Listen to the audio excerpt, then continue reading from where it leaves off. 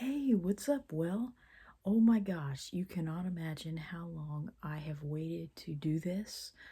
I don't know how to position the light so that it will shine on my face, but not too brightly on my face. Um, but you cannot imagine how long I have been waiting to make a video like this. Okay? I mean, it has been, oh my gosh, how long has it really been? I know it looks like my hair just got a big old growth spurt, but the reality is that that's only because my last video was actually filmed in June, and I didn't release it until a couple days ago, so that it could be more of a, how would you say, continuous circle. Um, so that you see, I got my manicure thanks to my mom, but also thanks to my mom, I was not able to make videos. So, I wanted it to be like, instead of having these big old gaps in the summer and winter, where I don't have any videos hardly in June, July, December, and January. Yeah, those 4 months. Yeah, basically midsummer and midwinter.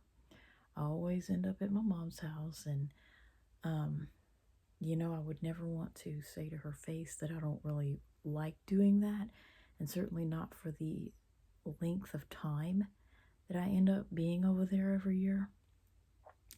Yeah, it's just so hard on me. But, because as I've stated before, life isn't wonderful in either place. My life kind of sucks no matter where, the day finds me. Um, it's always going to suck in some way. And I found that out very quickly once I came home. The only real appreciable difference between my two parents, they don't want to hear this, and I would never say it to them. But the only real difference between my mom and my dad is which car they won't let me drive whenever I want to drive it. Okay, here's my mom over there with this red car, or, I guess that's giving away too much information, but this one car that was originally bought, supposed to be my car for many years, and I had fun driving it. Well, she basically decided that when I went to live with my dad, I could not have that car because it was her car all along, and it was always in her name. And so basically, I go to her house. Do you honestly think she lets me drive it? Absolutely not. Um, you know, and so basically, I come over here, and then there's this other car that it's not in my dad's name, but I can't just get in it and drive whenever I want to and go wherever I want to. And the difference is the reason, my mom doesn't want me to wreck the car, obviously, then she wouldn't have any mode of transportation. And my dad doesn't want me to spend any money. I mean, it's like, what am I going to do? Go to Dollar Tree and buy a big screen TV? Really? Um, but yeah, he treats me like I can't even have a dime to spend. So they both keep me on a tight leash. They talk down to me and treat me like a child or a dog. They're both rewarding me in a way with food, more food that I need. Like, I can live on a fraction of the calories that I'm getting at either place. But I feel like a dog. I feel like both parents, they treat me like crap, and they are, not expressly doing this, but they're both rewarding me with food to try to keep me on their side. The only difference is, well, I don't know, I guess the type of food. So anyway, enough about that. Enough about my crappy life. This place is every bit the disaster that I expected it to be upon coming back, which is the real reason I don't like to spend that much time with my mom. It isn't because I don't like to be with her. I don't want her to get the idea that I feel that way. It has everything to do with the child, that's left alone, aka my dad, and he just doesn't know how to do the most basic things, and he doesn't care to learn. It looks like nobody has ever touched a broom in 2 months. There's grass that would need to be scrubbed off the porch rather than swept. It's just so disgusting. and smoke detectors are ripped off the ceiling and never put back until I come back. That's his solution. Rather than, stop burning things up in the oven, you know, and pay attention when you cook. No, he just takes off the smoke alarm and make it to where it won't go off. So anyway, um, so yeah, I'm glad to be back, for various reasons. But, it's just a different kind of hell. It's not like a wonderful place either way. It's just a different version of hell. So anyway, I spent too long talking about that, but I just want to talk about a number of things and how the majority of the content that I've been releasing, other than old videos that I postponed, so that it won't be like as I've stated before, just clusters of videos every day, and then periods where I'm on hiatus, because I am. So yeah, my hair looks different now because it grew out a little bit, and I prefer it this length, but unfortunately it changes. So, just wanted to talk about a number of things. I'll be doing some unboxings. Oh, and there's that train. That's one great constant in my life. That's why I love that train so much. Because no matter where I have lived in my life, I've always been, somewhat close to a railroad. Maybe sometimes it wasn't that close, but I could always hear the train in the distance. And so, yeah, country music and trains have been some of the best constants in my life. So yeah, I just wanted to talk about how, I'm going to be doing some unboxings, and, just got so much stuff to go through. Oh my gosh, so much stuff. I not only have to unpack, but I also have to undo all the damage that my father has done in this house with me not around, to maintain, what I value, like a clean house, and, just, I'm just talking about a very minimal level of maintaining a house that he won't do. And so, I just want to talk about, just a number of things. How, I know I seem redundant. I'm always talking about colds. I feel like I get stuck in a rut, and it's like I can't think about anything else, other than what I'm obsessed with. And I want to talk about, I guess I could end with saying, to try to get my mind off of my parents and all that, I read a lot of online content, and it just really makes me mad. I guess I always have to interject that phrase in there. When I read things, about, I just love the subject of, kids and how sickly they are. And, I don't get why so many people just have kids, even though it's going to destroy their lives in so many ways. But, these people that claim to have not been very sick in childhood, well, I wasn't sick when I was a child. I was hardly ever sick as a child. Well, that is bull, okay? Because there are really only two kinds of people in this world, okay? I guess I could title this video No Recollection of Infancy, but I've talked about that subject before on a childhood amnesia video. And there are two main kinds of people in this world when it comes to sickness in childhood. Okay, you have people who were basically thrown to the wolves, which is unfortunately more common than it should be. Okay, so you have, like, I don't know what you call those kids. That isn't derogatory, but you have kids that were not really protected in various ways, or they couldn't be protected when they were under the age of 3, let's say, roughly, give or take. Okay, basically the Rugrats age group.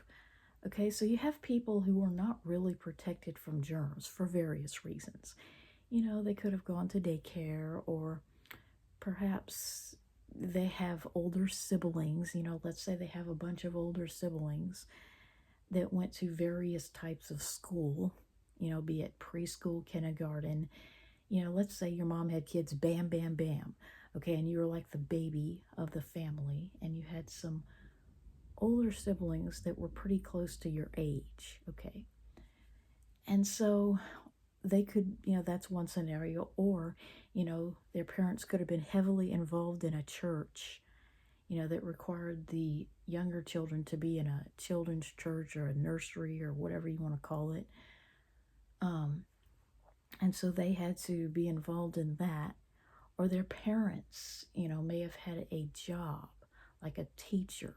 If your mom was, say, a kindergarten teacher, just starting out, hadn't been teaching very long when you were born, um, you know, their parents could have a job that caused them to have a lot of illnesses, but for various reasons, okay?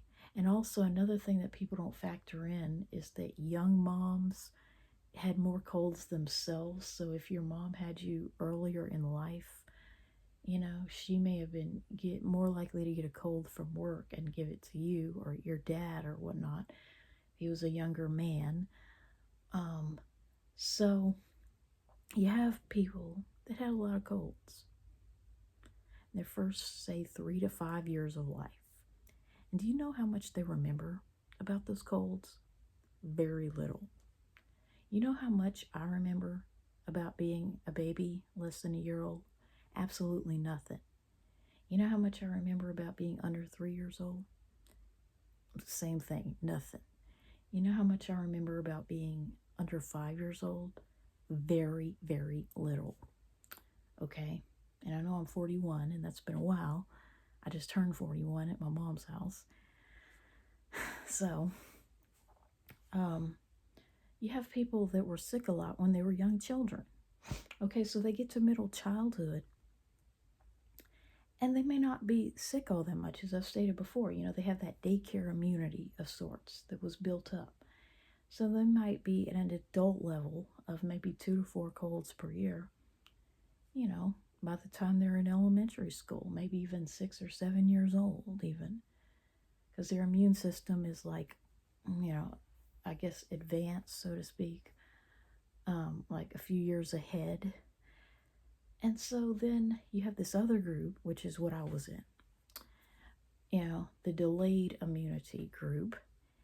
And at some age of middle childhood, usually middle childhood, in rare cases, I guess it could be adolescence or even college age, but you'll have another group of kids who was sick a lot and would remember more about it, but even so, they may not remember all that much. Because I don't remember much about the many colds I had up until 97 because it wasn't significant to me. Okay? And I can't believe school's already in session again. I'm hearing the morning announcements. So, you have the other group. They get, at some point in middle childhood, the bubble sort of burst. The bubble popped. Okay, and I would cut this open, but I don't want to make the noise. The bubble popped at some point in middle childhood, anywhere from the age of 4, I guess that's not middle childhood yet, 4 or 5, preschool or kindergarten, anywhere. Like it could even be a homeschool kid that started public school because the mom got tired of it, in the 4th or 5th grade or something, or maybe even junior high.